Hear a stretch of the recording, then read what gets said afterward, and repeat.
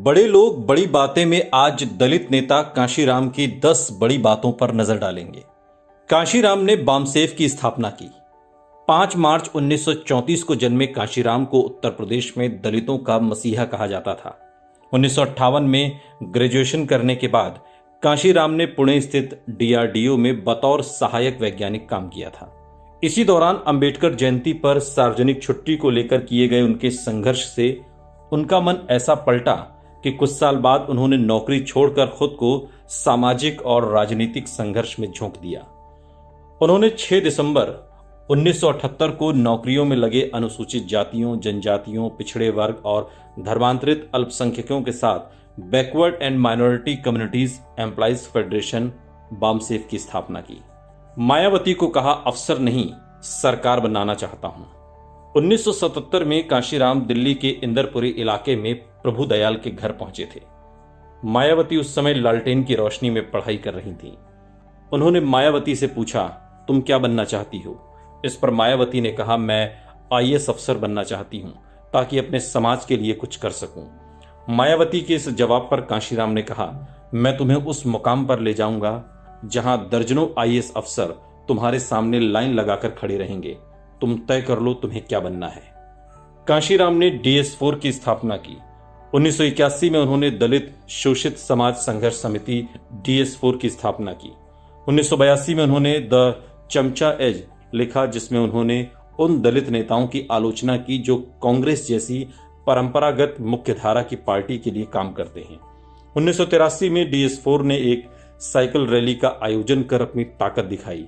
इस रैली में 3 लाख लोगों ने हिस्सा लिया था।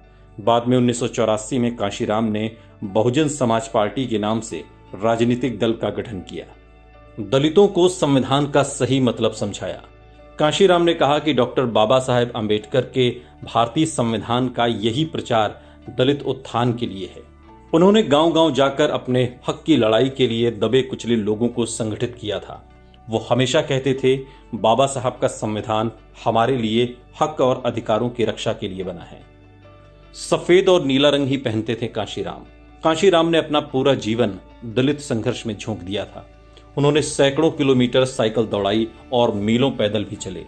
कई बार ऐसे मौके भी आए जब उन्होंने फटी कमीज पहनकर भी दलितों की अगुवाई की। उन्होंने अपने जीवन में कभी भी नीली या सफेद कमीज के अलावा किसी दूसरे रंग का कपड़ा नहीं पहना।